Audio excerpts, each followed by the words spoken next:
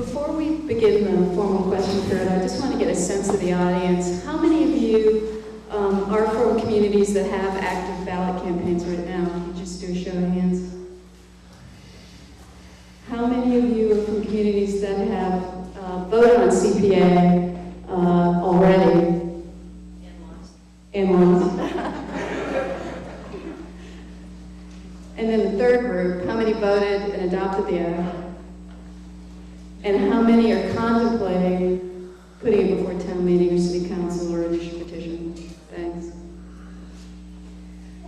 Why don't we begin with the questions, and we'll go for as long as people like. Over there. We've actually got a mic for it. And the likely attitude of the business community, I'd like to know from each of you, how you decided not to take advantage of the business exemption. Oh, I can start. That one's easy with us.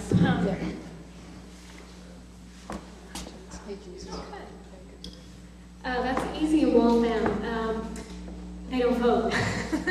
And to be honest, Waltham and probably some of your communities, the business community in Waltham in particular, because of course the 128 corridor, big companies, they're, Microsoft,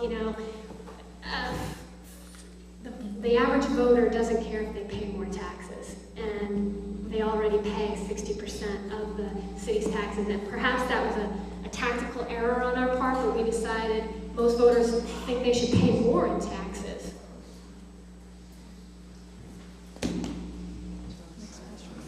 Right here, Tom. Thank you. Oh, did you want to? In the first presentation, you mentioned working with your tax assessor to figure out what the available revenues would be with 3%, 2%, 1%, with all the exemptions. I strongly urge doing that immediately because it tells you how much money you have available. In air, if we were to exempt the commercial industrial, it wouldn't have been worth doing. We would have had maybe 100,000 with them. We have 200,000 with state matching fund. We have 400,000 with matching funds that we could potentially get from state and federal programs. We have 800,000. It's kind of a no-brainer to take that chance. I think we didn't even consider doing that, Peter. At 1%, it translates to about $750,000. And I would say going in, we weren't, as I said, overly optimistic that it was going to pass, so we wanted to go for it all. And businesses play such a big part in the community, and Peter, we wanted to include them in the process. So we did them a favor. In our case, it was easy as well because Marshfield only has a single tax rate, so the business exemption wasn't available to us. We made a decision that it made more sense to go for the higher percentage with the exemptions than a lower percentage without, so that politically we could say to low-income, elderly, others that they wouldn't be paying. So if you have a classified tax rate, you have to really do the math and see what the impact is. In the back? In my town, the CPA was defeated overwhelmingly at town meeting.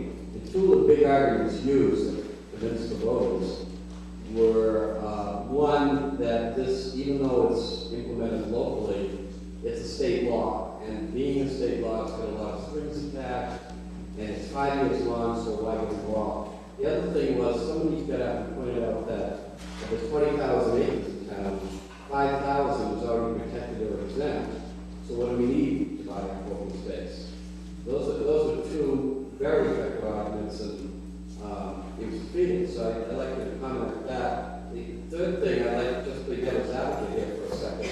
This is brought up also, although not at the town meeting, that in a town where you want affordable housing and open space, if you buy up more open space, it leaves the existing housing stock, it becomes more expensive because you bought more space. So are you operating cross purposes, trying to have affordable housing and buying up open space at the same time? Of course not. No, and that's the short answer. I think what was successful in our community is that you have to identify specific opportunities. Not necessarily that is where the CPA money is going to go, but where projects like CPA projects could be. So we identified a site that's currently owned by UMass, that's partly an agricultural farm, that could still, part of it could still be maintained as an agricultural farm, but you could build housing on one edge of it as a way to promote both purposes. With things like cluster zoning, becoming more popular, I think there are opportunities where you can take a site, preserve parts of it for open space, and develop housing on part of it. And I already forgot your other two questions, but that's the third one. One of the things we identified as important was going to be town meeting. We actually went to a special town meeting, and I would encourage that, because an annual town meeting, the first night, 2 nights, 3 nights are usually taken up with the appropriations for expenditures. So to try to follow that with the CPA is a real tough sell. One thing I've noticed about how town meetings work in air, and I presume it works elsewhere, is that when you bring something to town meeting floor, if you're well prepared, you're a good speaker, you're ready to answer all the questions, you really can think on your feet. Anything I've seen come to town meeting that had that has generally passed. When I got up to speak at the special town meeting, the first comment came from a reverend in town who painted me as the one who was going to drive all the old people out of town with my special interest. We won town meeting vote with a very large margin because of just the ability to stand there, just take all those questions and respectfully show them why it was going to work. The debate went on for over an hour. It clearly was hostile when we started, and they clearly were supportive when it was over. In answer to part of your question, with regard to people's fears about what would happen to the money and how it would be used and how it would be controlled by the state or by the city, the politicians, as it were. We did run into that. A lot of people said you're just going to use it to hire secretaries and buy fire engines and that sort of thing. And so that was a concern. We had to reassure people constantly that the money would in fact go into the 3 areas that are stated in the law.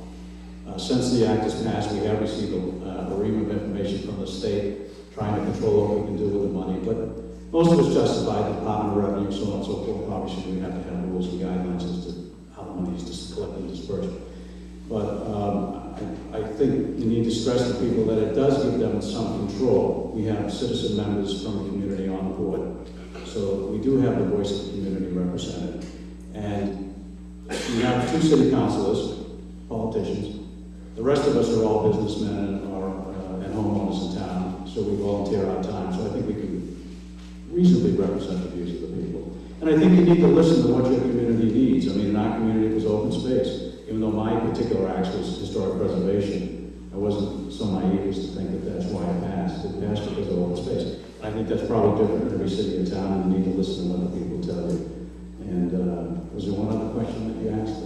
Well, I found out that a good chunk of the town already was protected or exempt. It was like 5,000 acres out of 20,000. Yes. So why do you more open space? I think that's a good argument, and I don't know what the answer to that is. In Peter, we didn't have that situation. So clearly, as some of the people mentioned, I think you really need to understand the law, but you also need to understand, you have to have answers prepared. You have to be able to tell people why they should vote for this. On the issue of it being state law, we stressed over and over and over again in our campaign that this was something that we were undertaking locally, that it would be implemented locally, that all the decisions would be made locally, but that was an issue that was raised in our campaign that we had to continually address.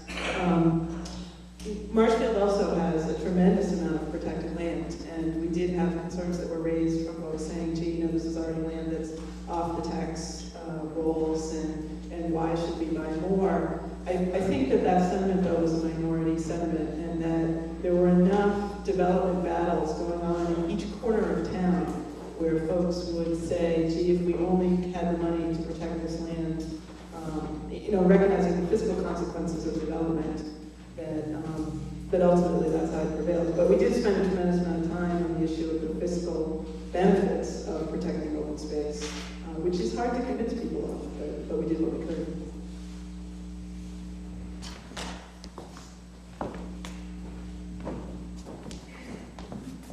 In our town, one of the issues that's going to come up is the actual cost of implementing it once it's passed. For instance, somebody has brought up the fact that the tax assessors are going to have to actually change, modify tax software, and this, depending on how antiquated it is now, could be a sizable purchase.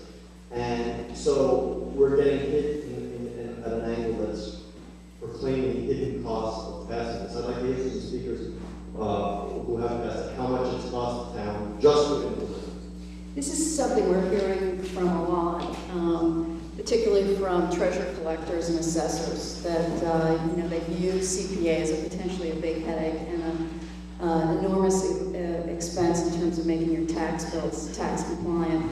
We actually have two people here, and it's hard, it's just hard separating out what is a concern, but in actuality, there have been a number of communities who've implemented it, and it has not been a headache, or it has not required the investment that they thought it would. And I was wondering if we have John Coolidge here from the Hopkinton CPA, who spoke to this issue at the earlier panel this morning, who can respond, and maybe Patrick, you can respond for air. But John, if you want to. The only dollar amount that it cost us was a minor software charge. I think it was $2,200. And we would have probably had to do 50% of that anyway to upgrade, just for the next year. And year 2000 probably messed us up that we put off doing. There were no additions to the assessor's office, no additions to the treasurer's collector's office. And my guess, and you could verify this with them, they were not very supportive when it started, but right now they're 150% on board with the program. And I doubt they spent more than 3 hours total. Really around. We have 120 some odd abatements of some automatic, and there were 33 as of yesterday additional abatements that have been filed for 12,000 population. If it would help you, we could put you in touch with communities who have passed the act, who have gotten on their tax bills with relative ease. So we can provide you with contacts. I don't know if you want to. I just wanted to underline the same thing, because that was some of the opposition, was that you have to hire several people, and it was going to be thousands of dollars. But the reality is most small towns use the same software, and most small towns are upgrading their software constantly, and because of implementation of the CPA, all current software is now being written with that as part of the program. And so in our particular town, when it came up before the selectmen, there was an attempt to portray, it cost the town $10,000 to get the software for CPA. No, they were spending that $10,000 anyway. The cost for CPA was nothing. In terms of the impact on the assessor's office, I work constantly with our tax assessor. It has maybe been today 20 hours worth of work since I first talked to him a year and a half ago. We have yet to see what the impact will be with senior exemption, but the word we're getting from all the other towns is, although there may be hundreds of people who qualify for it, very few have applied for it. There are also software companies who are providing this service free to their existing clients, as Patrick mentioned. So you should check out what the situation is with your community. In the back, gentleman right there. I'm from town, Cape Cod, we have a 3% land tax already, and the tax collector was the staff person helping us get the CPA through the town meeting. He never complained one bit about the cost of implementing the land tax. And I'm sure he's not going to have any trouble implementing the CPA for him to get it out of the town. So there are the 8 towns that already have 3% tax surcharge. But the non-8 towns don't do it, figure out how easy it is.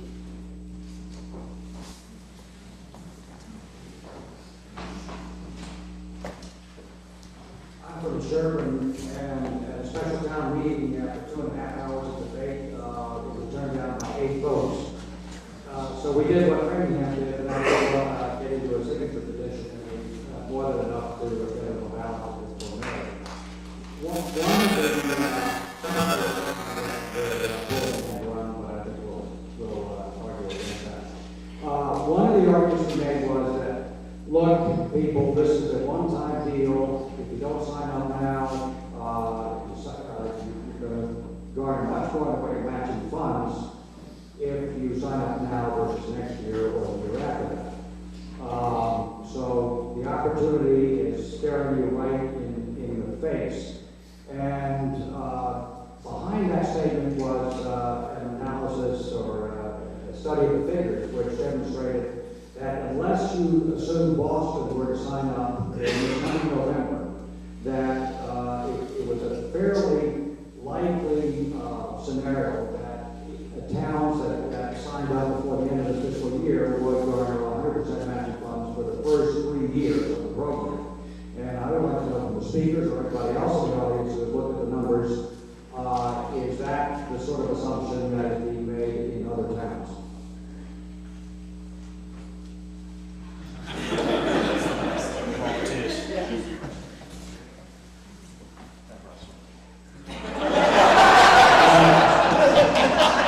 In the city of Beaverton, we did consider, I think that, one thing everybody should keep in mind, and I know it was pointed out some other times, is state aid, that's still tax money. That's still money that these people are paying out of their wages and all that. So I think we can't be too cavalier in attitude of that. I think we have to understand their concerns. So to say that, to stress too much that it's matching aid, the money still comes out of their pockets, and I think they realize that. As far as getting in early, yeah, I think you do need to get in early. Obviously, that pool is going to shrink over the years, and we hope that it's sacrosanct and it's never touched. But as more and more people sign on, the pool will shrink. I think you need to take that into consideration in your projections and your budgets. When the referendum was up in Boston, as a supporter of CPA, I was encouraged when it failed as someone advocating air, I was relieved. Because it guaranteed our matching funds for a few years. I do encourage the concept, but one of the things that I really see about the issue is that larger towns have access to more revenues. Small towns like Air that have very small operating budgets and no money for these spare things, it's a good argument because we're not going to have benefactors, we're not going to have people who are going to endow the town with this kind of funding. So for a small town, it's a good argument. Getting in early is a good argument because unless a big community like Boston gets in, the matching funds will go on for a while. I talked to Pam Reeser about 3 or 4 months ago, just how it was coming with the collections. And one of the things she had said, and this is sort of private and off the record, but I'll share it with you. It's that they're kind of looking to see how it goes. I mean, there was a much wider, as I understand it, funding proposal from the state. And if there is widespread, if in 5 years, there's 200 communities in Massachusetts have adopted this, clearly it's popular. So clearly, in a different climate than the one we have now, the potential to find other state sources of funding. And that's, you have to, someone talked earlier in the presentations about having a 10-year picture. You really have to have the big picture. It's like, 401k. Just because, it looks bad right now this year, don't pull your money out. Don't pull your money out, your time out of CPA now. It isn't going to be like this 5 years from now. The economy will turn around. And that's why I think you have to take those sort of discussions and presentations with a grain of salt and go forward. Just in terms of what's in the fund, and this may have come up in the implementation or in the understanding the act this morning. We had actually someone from DOR. But there, as of January 9th this year, there's $29 million in the fund, which is actually 10% above what was projected. And if those funds stay on track, there'll be $39 million this coming October 15th. So the communities this year will get a 1-for-1 match. So that's something to point out. Also, in terms of this argument, you have to underscore that when you adopt CPA, you're not in it for life. That A, you can get out of it after 5 years. So if the match, obviously there's a floor on the match. You can't get more than 10%, you can't get less than 5%. But if over time the match would drop such that it didn't make sense for your community, you can get out of it. And then also, any time between the time you impose it up to those 5 years, you can reduce the surcharge level down to 0.1 if you chose to. So you're not locked in to 3%, for a 20-year period. There is flexibility there. The one right there. Or is it? Well, I have no basic question, which I probably should know this. Can't hear you. Where does the state money come from? It comes from recording fees at the registry of, it comes from recording fees at the registry of deeds. Whenever you sell your house or you need whenever you need a mortgage or you refinance, your deed gets recorded at land court in the registry. And as part of the Enabling Act, those fees were raised and dedicated to a CPA fund statewide. Quick question for Jennifer. I'm from Arlington, we're still looking. We haven't passed yet, and it's coming up again in town meeting, and Jennifer's comments about in the city administered funds is critical. In our case, it's not a matter of improperly handling the funds. It's the people who handle them now don't want to see another group handling it. So the strategy we're using this year, we're going to another town meeting, a warrant article to essentially ask for us, the study committee, to continue, but the capital planning committee has to be part of the group now. So there's some strategy you need to think about here to get everybody on board. I'm sorry, was that a question? It's a very good comment and a very good concern, and it's one that I would encourage folks to think about in advance. And depending on the way it was worded in your community, it may be the power of the town council, it may be the power of the mayor, and you want to be already thinking about who could be on it, how do you maneuver good people onto the committee. In the back there? I was wondering, speaking of the deed transfer of funds and the idea of local control, has anybody used the argument that the money, the state matching funds going back to the community, originating from the community, and if you don't buy into it, your funds, fees, deed transfer, especially in towns that are growing and have a lot of real estate transactions, will be going to other communities. Not that there's anything wrong with Well, that's it. the primary argument, is those funds are piling up at the registry, and if you don't avail them, if you don't take advantage of them, some other community will.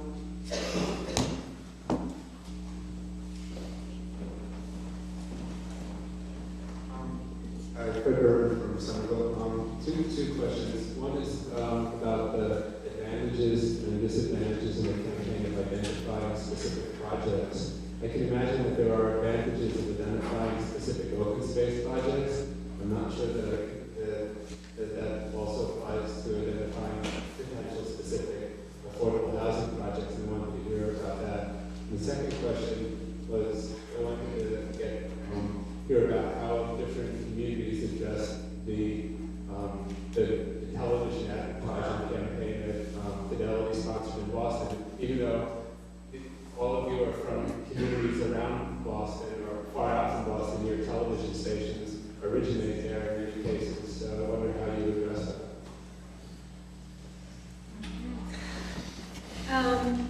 Yeah, the question about how to identify housing projects in particular, that is a challenge. We use very theoretical project ideas or existing examples. So, for example, many of our communities probably have a senior housing complex that everybody admires. You can say, this is the type of project that CPA can support.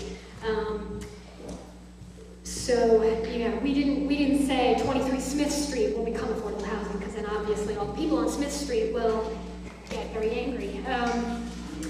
And the second part about the Fidelity campaign, that's something we totally got blindsided by. It's when we were calling people, because I don't watch that much TV, so frankly I never saw the commercial, until we started calling people and they were saying this thing about this small business and this baker. I was like, what are they talking about? And that's how I found out about it.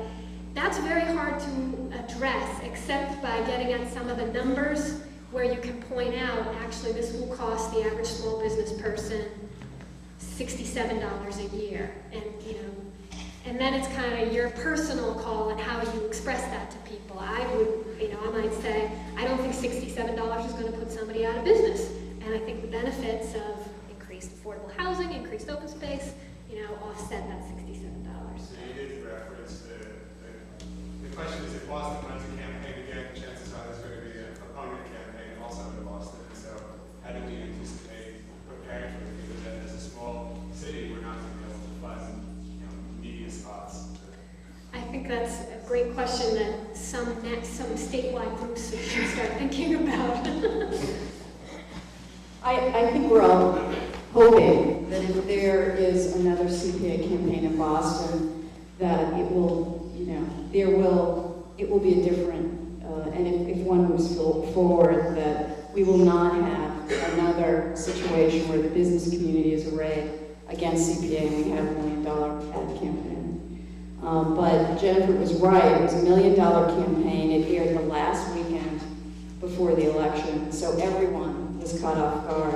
What we are urging people to do this year, and we're in suburban and rural communities for this spring cycle, is that before you go public, if you can, once you've done the math and you know what the cost and the revenues are going to be for the various surcharge percentages, and or you have different options for exemptions, that you actually shop that around in your community before you roll the ballot measure out.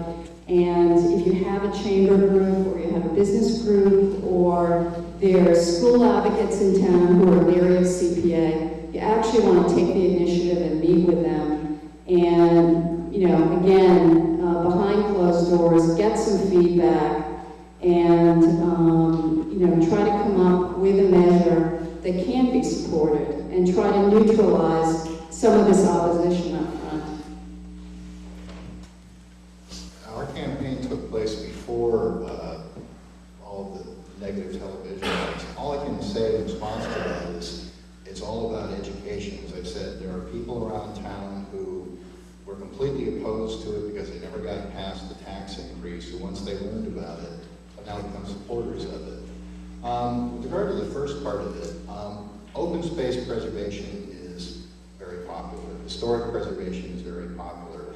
Affordable housing can bring out the worst in humanity. And they have images of government housing, gangs and drugs and all these things. And the way we countered that was pretty simple. Based on the income levels, affordable housing means your firefighter, your starting policeman, your school teacher, starting salary for a school teacher, your store clerk. Just want to add, I think there's a great lesson that can be learned from the Cape Cod Land Bank campaign, which I was involved in prior to this. They had tried 2 times before they got the land bank passed on the Cape, and the first time the real estate community came out heavily against the proposal, hired a lobbyist, really waged a very strong and successful campaign against the land bank. The second time around, the advocates for the land bank engaged the realtors and said, you said that you didn't like the funding mechanism the first time around. Can we come up with a proposal that you would support? And the realtors, to their credit, dug in and did that. And the second campaign had no opposition that was organized, and the realtors actually hired the same lobbyists to support. And it was this very same funding mechanism, and the campaign slogan was a land bank we can all support, and it was successful. So I think for those communities that either have organized opposition or have tried once and failed and are thinking about bringing it back, there's a message there, which is that you really need to engage your opposition, not view them as the enemy, and figure out if there is a proposal that you can bring together. Actually, Newton, who also passed CPA, actually did this strategy. They met early on with their Chamber of Commerce and with PTOs and with their school committee. And again, talked to them about the various surcharge levels, and what was communicated back to them by the Chamber is, we can't support this at 3%, but we will support it at 1%. And they heard the same from the school groups in town. And that was, again, before they ever went public with a campaign. And it really, they attributed that as one of the major reasons why they were one of the few cities that passed it this past November.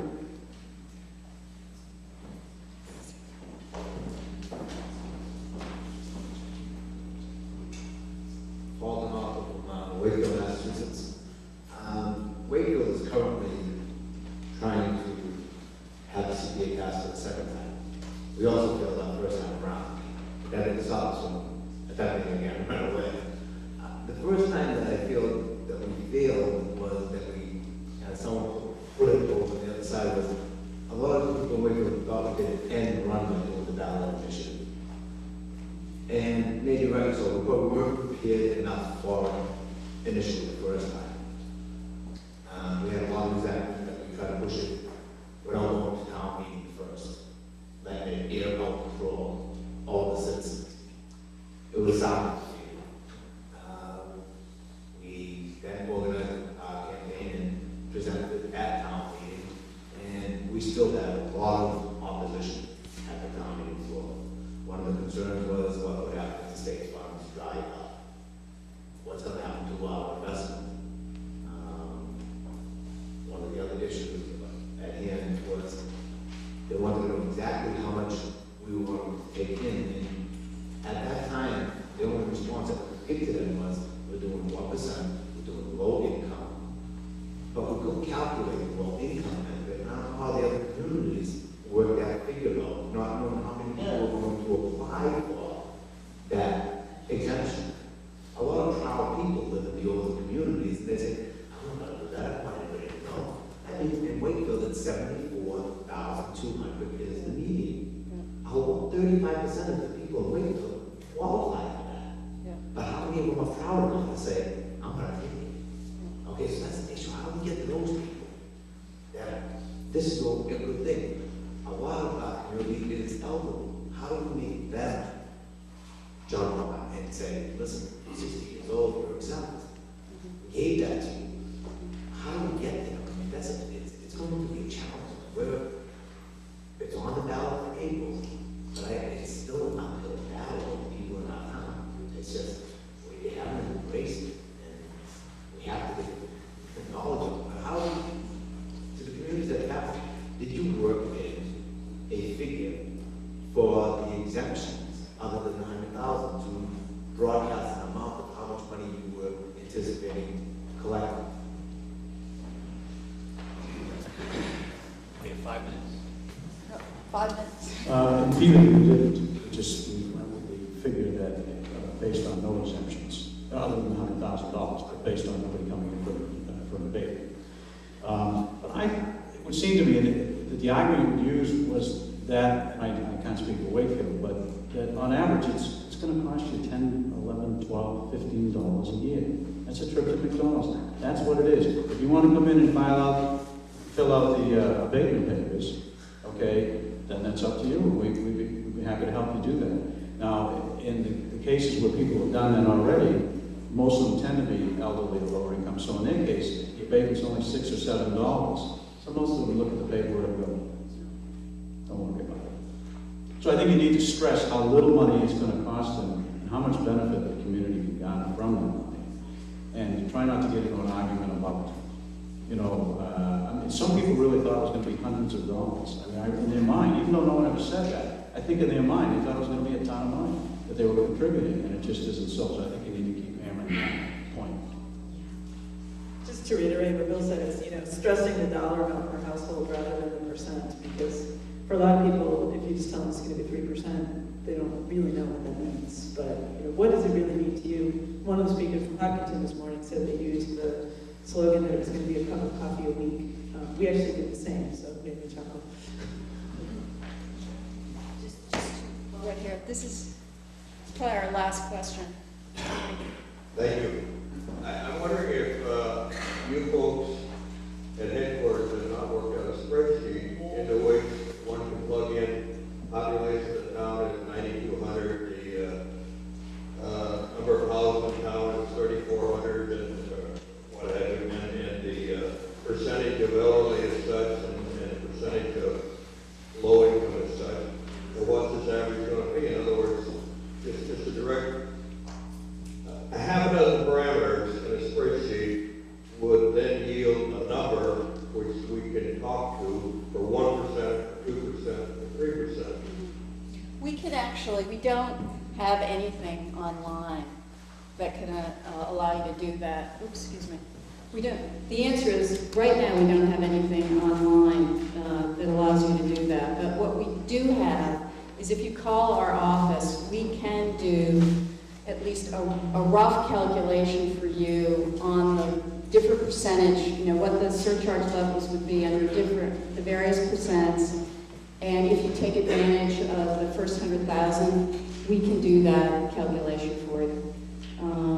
We have the average tax rate for each community. We have the average assessed value. So we can at least do that rough cut right now. And then we should, this has been brought up before, we try to work on something that is, that you could use online in order to do the calculation.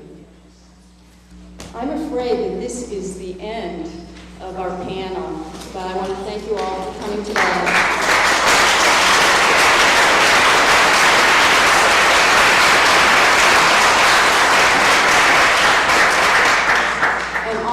Emphasize that you are not alone. Please call our office. We will try to assist you. We can also put you in touch with the communities who have passed the act and also campaigns that are going on in your area that can help you.